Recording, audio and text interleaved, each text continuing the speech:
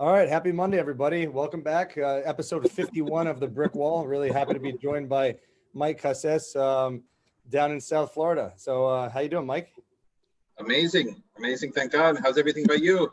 Good, man. Thank you for joining me. What's I know Florida's been hurting a little bit lately and definitely been in the news. So how's what's life like on the ground and there? So everything has been, hold on one second. Let me get this live. Sure thing. Thank you for sharing it. I appreciate it. Of course. Absolutely.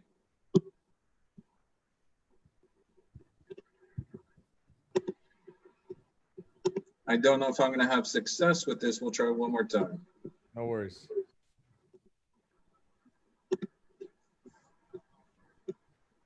All right. So walk me through this. We are doing live video.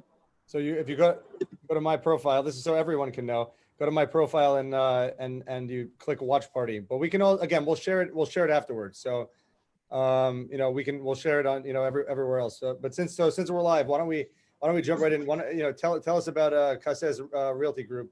And then we'll get into Cases Realty Group. We're a full service residential. No worries. Concessions depends on where you're from. In Miami, it's Concessions. Okay. So Concessions Realty Group was started in 2012. My mother and I, family owned and operated. We jumped off on our own. We have full service. We do the A's, the B's, the C's, mostly relocations, foreign nationals, and we're a full service real estate brokerage company. Cool. And what are your main responsibilities within that?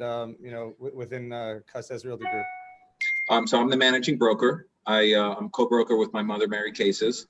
We have about 14 agents under us, so we give support.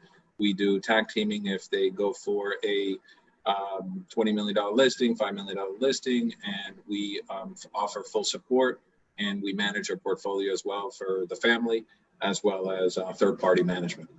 Well, I mean, yeah, I didn't want to say cases in Florida because I know everyone's talking about cases in Florida. Of course, the Corona cases. Exactly. Of course. I didn't think it was a good idea to do that. We've been on the sheets and on the books before the Corona cases. All right, good. These are the better cases in Florida.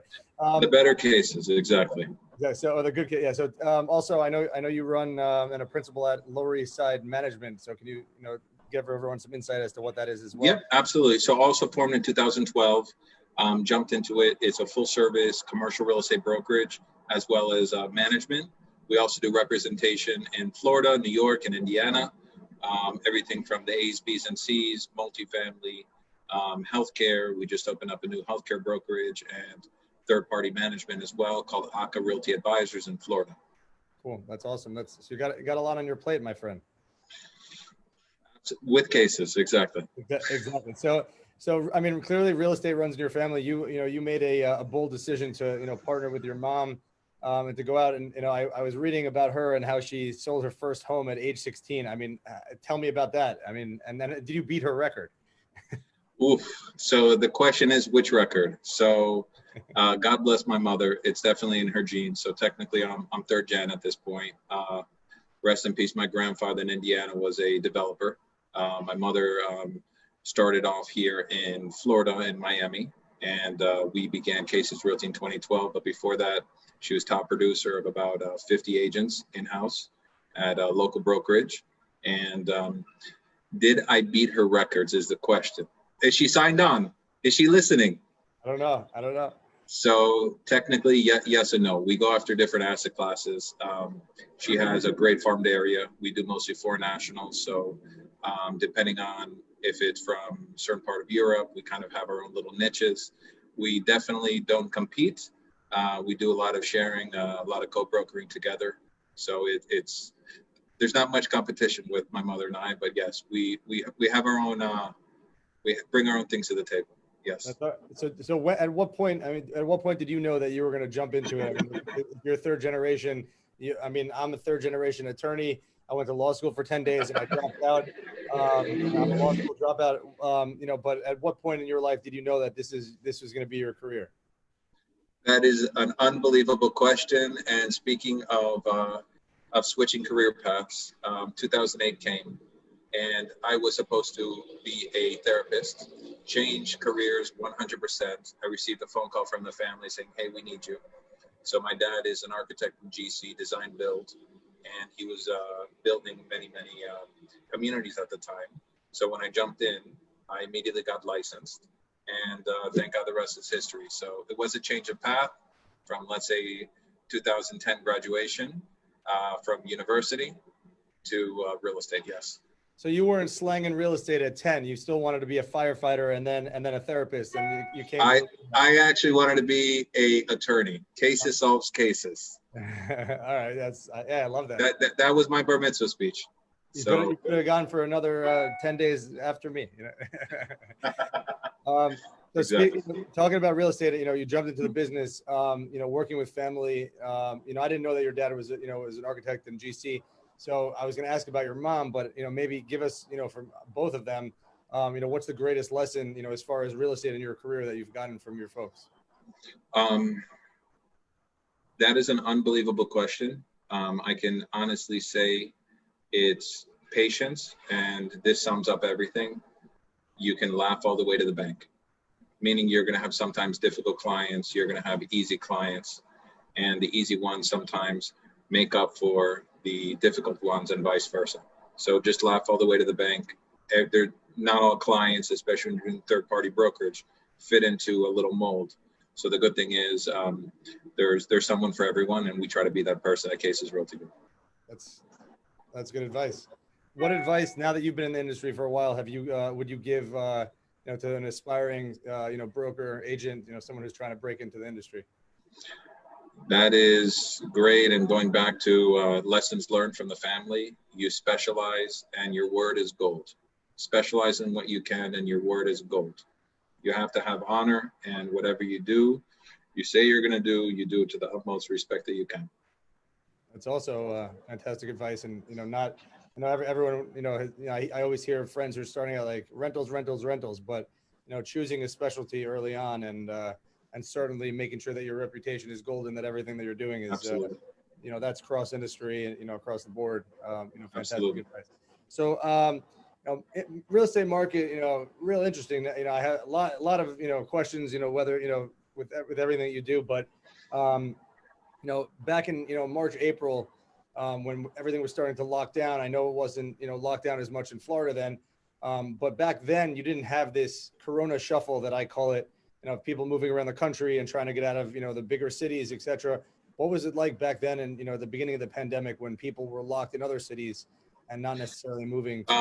It's funny you say that, and that's a great point, because when you talk about, let's say, March or April, that first 2-3 weeks, nobody knew how long it would last. So we had very minimal cases in comparison to where we are now, not just as Florida, not just as South Florida, but the US.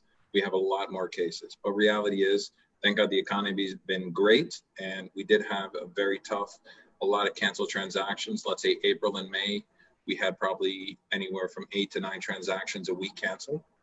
A lot were actually re-entered into a contract either at the same rate or at a little bit of a discounted trade. So I would say probably 25% of the commercial did not close, 75% did, depending on the asset class. Residential real estate, I would say almost all the leases went through. All the sales, except for about 7 from April and May, were canceled. I would say percentage-wise, most deals did go through, especially if they were cash, and most sellers were wise to give concessions and say, take it, we'll give you a little bit of a discount, anywhere from the 3 to 10% range. So they were saying, let's get the deal done, and they were being smart and not just holding on. Yeah, but we had a lot of canceled, but most were postponed. Cool. And closing a month or 2 months delayed. I mean, at that point, right? We're still living in an unprecedented time where no one knows what's going on, but even more so then when we really don't know what's going on. And as you mentioned, just a second ago, things are just starting. It's going to be 2 weeks. Is it going to be 3 weeks? Right. Who knows? And definitely didn't anticipate it being this long. Correct. But now that we've come this long way, even with Florida, hurting a little bit more, and many other southern, southeast regional, and actually West too, Arizona, hurting. I feel like the market is still hot because people are trying to get out of the Northeast. They're trying to get out of, big cities. So, whereas you had discounts then, are you still seeing discounts, or is there a premium for a good single family home right now? So right now, the home market, especially single family homes, anything below $1 million has gone up, let's say 20, 30%, between $1 million to about $1 million. It's gone up about 10, maybe 15%, depending on the market or the submarket, either school zones or houses of worship or proximity to beach. I can say definitely the $2.5 to $3 million range. That's kind of the entry point for the luxury down here. So you're going to see, let's say, about 1.5 year supply in the 2.5, 3 million to about 5.5 to $6 million range, single family. But then in the less than $1 million, less than $1.5 million mark, you're going to see about a 1.5 to 2 month supply, and it is shrinking.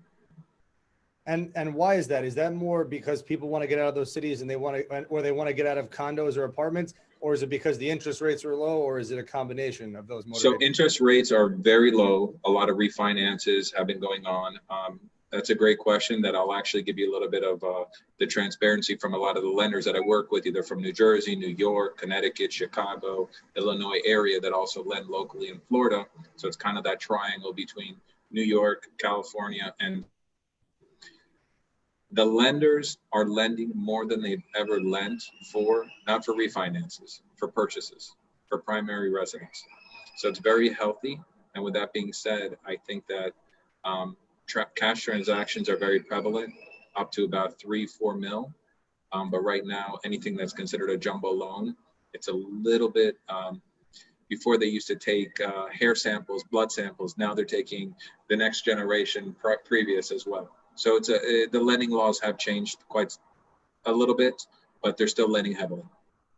Okay. And then what are other motivating factors? Like I know that there's been, a huge exodus from New York, or, at least that's, I've read about that. I mean, has demand, for single family homes in South Florida, like yes, tremendously? Yes. So right now, most people are gearing up for, let's say, 2021, 6 months in a day, they become Florida residences. Schools are less expensive. Private schools are less expensive.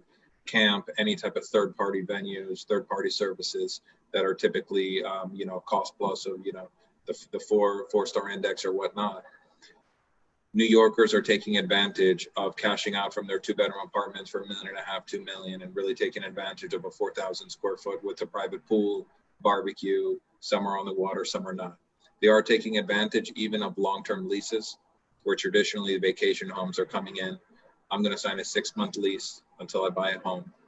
Still, you can get a heck of a deal on the condos, 4,000 or 5,000 square foot condos, which are mansions in the sky. But with that being said, there really is a surplus of inventory of condos, not the homes. They want the homes. Yeah, because they want to have their own space and be able to Correct. Be socially distant, not share an elevator with folks. Absolutely. Especially the larger families.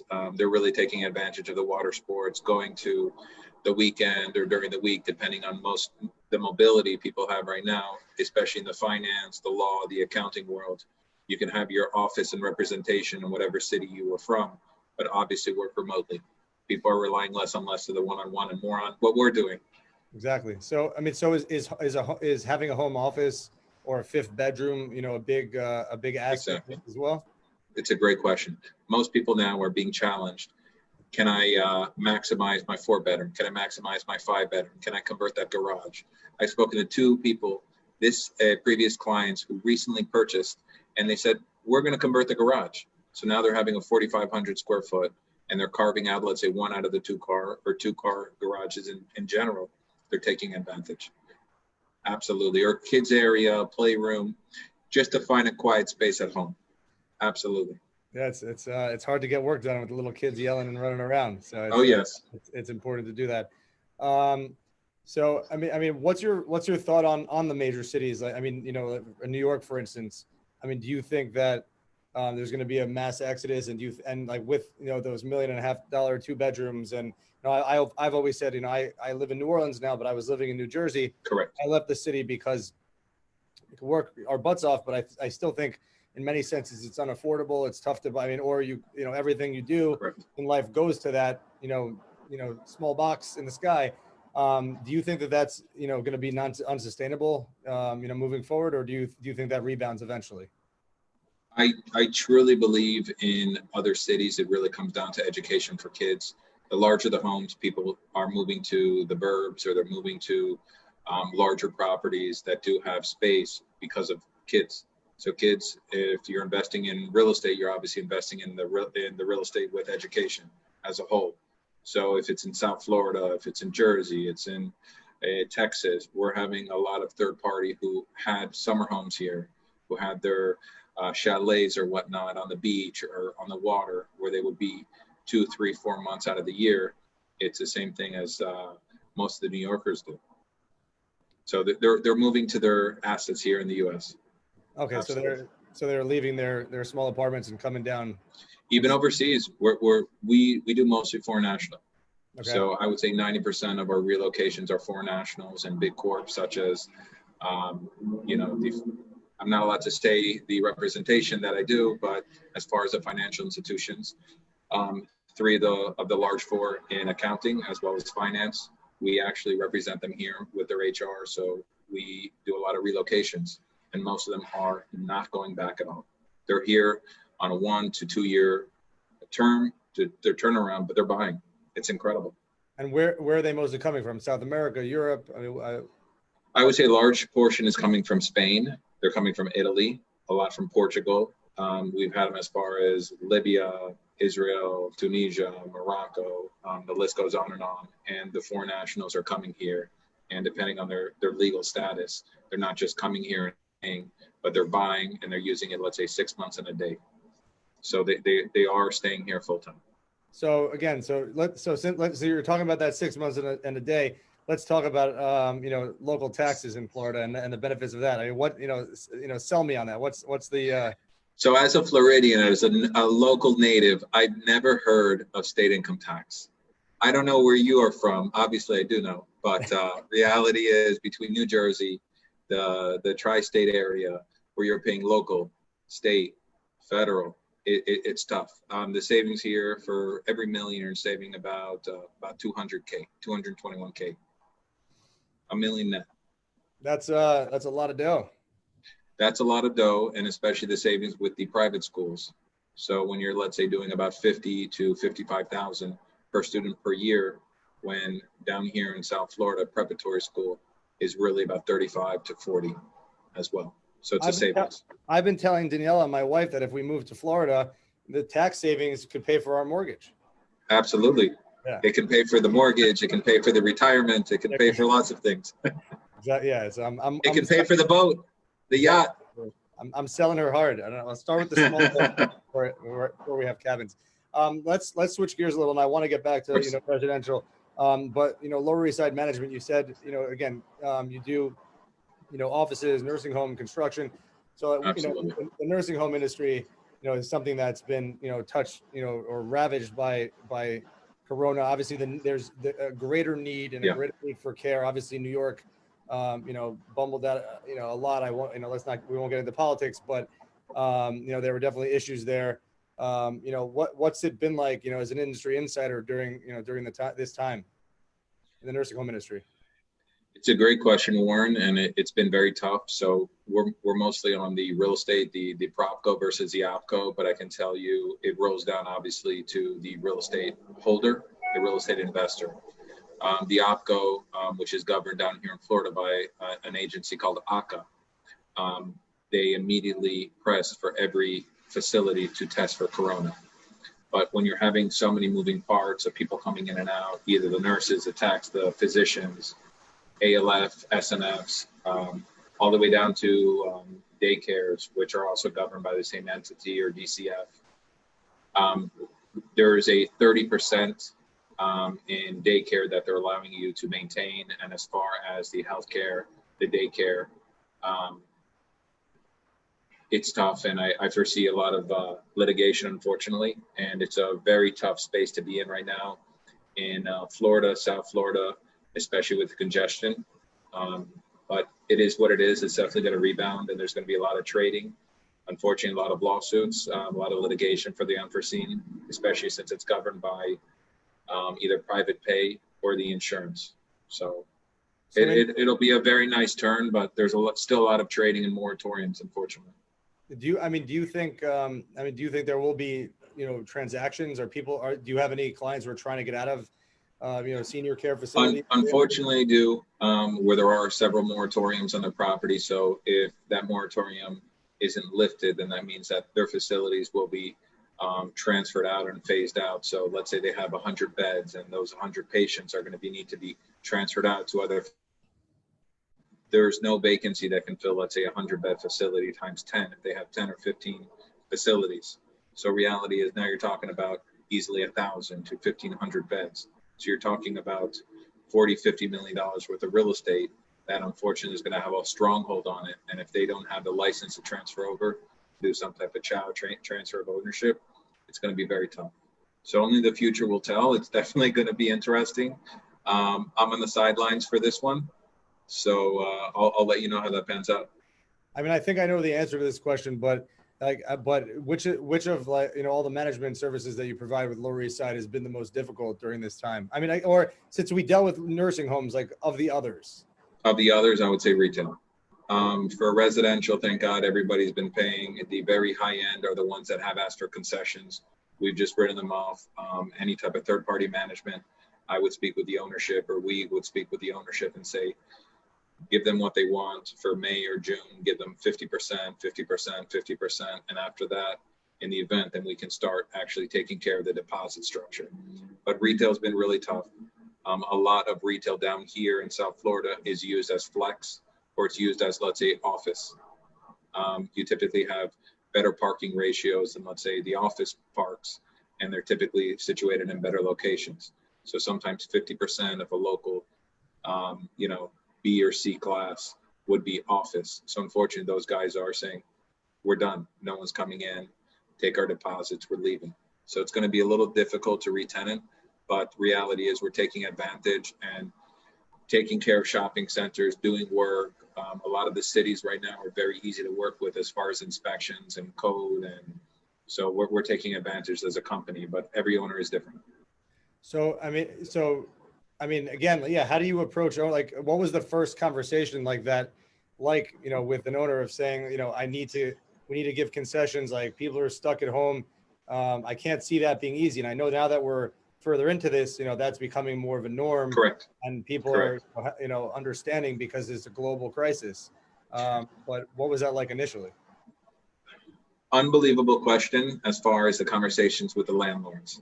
So a lot of times the landlords are families or groups of investors that we work with, not so much in the resi space. The resi space, typically one family, one group of individuals has 4, 5, 6 different assets, usually in the A's and the B asset classes, single family homes or condos. But when it comes to retail, the first concessions we started thinking of were restaurants, switch them over to a percentage of base rent or sales. So say, look, at the end of the day, if we're holding 2 or 3 months of deposits, obviously we want everyone to succeed. But most landlords were very willing. They're typically handshake type of guys. So we would say, and girls. So at the end of the day, we would say, whatever you feel comfortable with. But my recommendation is ask them before they ask you. Have you had any hard asses who've said, no way, we're not giving concessions? Yep, and those are sitting vacant right now. And the way it works in commercial leases, if you want to know, it's very tough because you cannot go ahead and collect on any bad debt. You have to collect on how long it took you and to re-rent or re-tenant the space. So if it takes 6 months, you can go after 6 months. But most of these are personally guaranteed. But who wants to go that route these days? Yeah, I mean, in New York, they waived the good guy guarantee for a little bit. So that's not even there anymore. New York is a different beast. Yeah. That's a whole episode. Yeah, it's definitely different. And not the retail commercial, but how the other commercial real estate, is it the same deal? Like, people are just asking for concessions or giving you the keys, packing up? It's a great question because let's say we use office. Most office are chopped up between 300, 500, 1,000 square foot. We usually manage B and C class. So once you have the 5, 10,000, 20,000 square foot single tenants that take up an entire floor or 2 floors, unfortunately, those guys can't come in because you're operating at a 30% and you're lucky if you don't have cubicle style. So the long answer is those were typically the first ones to receive the PPP because they were larger institutions. But typically to get that money on PPP, we typically ask as the landlord's rep to receive some type of transparency. If they did receive some type of PPP concessions or loans, let us see it. We'll work with you. We obviously don't want you to leave because most were extensive build outs. But the small 300, 500 spaces typically had 1 to 2 offices. They're still running, thank God, and they're paying full occupancy. So that's the good thing about having smaller bays. They're typically easier to retenant, and they don't want to leave. They're kind of like a plug and play that most people are going for the shared office space. And what's it like? I mean, you have, this like rocky road with, residential, you don't know what's going to happen, but now it seems to be skyrocketing in Florida. Correct. And you have commercial, declining, retail declining. Correct. So what's it like to be, as even emotionally, to have one, one aspect or vertical, skyrocketing while the others you're trying to grasp at straws and figure out what you're doing? Unbelievable question, Warren, because it's not so much for me, it's for my clients. I'm the direct conduit for most of my clients who are foreign nationals. So it hurts when, depending on what country or source of funds come from, depending on the currency, if people are in dollars, they're in euros. So depending on how much the overhead is, if it's a very top heavy property. So we do a lot in the Fontainebleau, or we do a lot here where, yes, they're in a rental program, but they're not making even their local payments as far as basic overhead. But long story and short story, it's been a hell of a roller coaster. April, May, and June were just,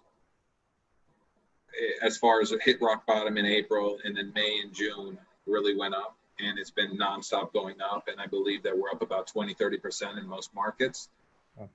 But it's been tough for a lot of the clients. So a lot of hand holding, a lot of transparency, a lot of calls, and this is where we shine as who we are as brokers, as realtors, as property managers, as asset managers, and really counting each coin to make sure that everybody covers their bases. And everybody does have a different basis. So, but it's been a roller coaster. Yeah, no, with no seatbelts. I know, and it ain't over yet. It's not over yet. No it's not over yet. Absolutely. So you mentioned your partnership, the work you do with the Fontainebleau. Can you dive into that a little bit more? So we do a lot in condo sales. So it's mostly condo hotel. So usually your 520 square foot junior suite, we call them, are a typical hotel room. And your suites are typically a 1 bedroom, 1.5 bath, or 1 bedroom, 2 full bath, 950 to let's say 1050 square feet. So your carrying costs are still about $2,500 a month between taxes, maintenance, and insurance. And the hotel will actually run the rental aspect for it. They typically run about an 85 to 90% occupancy, and they do a 10% off the top, 50-50 split after that. So you're making about 45%, and they cover a small basis for FF&E, which is like a reserves more for your bedding, your finishes, your this, that, or the other, your air conditioning. So in the event something breaks, you're covered. So that is the easiest and best properties for us as property managers, because the asset takes care of itself as long as it's in the 3-year rental pool. So it's a great asset. People love it. You get to use it. And it's one of the only properties you can use as an owner, not ever have to manager calling you that A, B, and C is broken and needs to be replaced. Everything is done. It's a turnkey solution. But they're going to have a tough time, Fontainebleau as a whole, getting back on the ball. But it's my favorite, most exciting property in Miami Beach. 13 pools, 7 restaurants, cafes, nightclubs, bars on the beach. It's a whole city. So I think it will rebound. There's very few properties like it. But like everything in Miami, it'll take a little bit of time to get back. Mañana, as we say. Exactly. Mañana. Do you have anybody who's an owner of the Fontainebleau who just moved into their hotel room or suite instead of having it on the rental pool? Are they because of low occupancy, or were they not allowed to do that? I think most of them are foreign nationals. You are allowed to do it. There really is a restriction of 6 months and a day just because of the zoning of the city of Miami Beach. But reality is most people would love to stay there, but most people who do have an option for a home, unless they're coming from New York, the Northeast, or the West Coast, they're 100% okay with a home. So I don't think they'd go necessarily to the Fontainebleau, but they are using it, yes. And what's occupancy been like, throughout the pandemic? At the Fontainebleau, I believe it was about 30%ish in 4th of July weekend, which is traditionally 100% sold out. But compared to the ADRs on the beach, in the occupancy, they did very, very well, thank God. That's awesome. But 30% is 30%. Yeah, no, I mean, I was at a hotel recently for business in Alabama, where they were saying, right just before July 4th, they were at like 4% occupancy. So, I mean, and it was a, very nice hotel. Again, we stayed there for a business meeting. It's, they're hurting too. Well, it's very tough because a lot of people are bringing their own sheets, their own bedding, and they say, I want to come, I want to relax, I want to use the beach, but they're still being very cautious as far as what things are being touched by a third party, being housekeeping or whatnot. So I understand. Again, no one knows what's going to happen or what's going on as far as, the cases, in Florida. I mean, we know what's going on, but again, no one knows, how we're going to control it and what, I see a lot of southern states, making changes. Do you think that this uptick in residential sales continues despite that? Or do you think there's some fear from places, where cases have gone down a little bit? Like, why go to Florida now when it's, spiking? Or do you think it stays on the rise? I think there's more locals here, and that's a great question as far as from the outside's point of view, but there's more locals here that wanted to buy, and everyone has obviously on the track record. So right now it's finding inventory, and there's generally not enough inventory for single family homes to supply the buyers unless you're in the $3.5 to $5-6 million range. It is a buyer's market. Right now it's a seller's market. And I was actually on the way back to my home office, as I like to call it. I was speaking to a lender, and the lender, thank God, had 2 closings on Friday, both locals, in a very, very good price point. So it's healthy. I definitely see the light at the end of the tunnel, and because right now in that market there are no issues whatsoever. That's good to hear. And so what are the, like, if you had to name top 3, at least with like your transactions, what are the top 3, trendiest areas, for folks that are moving to South Florida? Like, where are they looking? Definitely parts of Hollandale on the water. You can get steals at less than reproduction value between land and building. So on the water, I would say around the $1.5 to $2.2 million range. That's a real good sweet spot. So I would say, let's say South Hollandale on the water. You're still close to, let's say, certain private schools. I say Golden Beach is really hot right now, and obviously Surfside and Bal Harbor, Bay Harbor. I put that in the little triangle. So you're going to get great school zones, great private schools, close proximity to an urban setting, so you can actually walk and have a little bit of cross retail mixed use, very similar like in the city. I really like that point of view from the buyer and the consumer and the rental market and reverse calculation. The numbers always do make sense when you can lease back or do some type of seller lease back in this market to cover your basis. Cool. So now we're going to completely switch gears before we wrap up. Where have you been quarantining?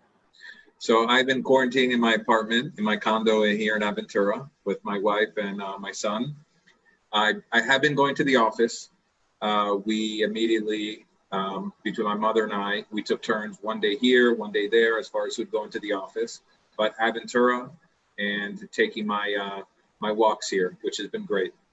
Yeah. So have you been? I mean, I want to ask, like, how you've been passing the time, but you're walking, you're working. So I got that one answered.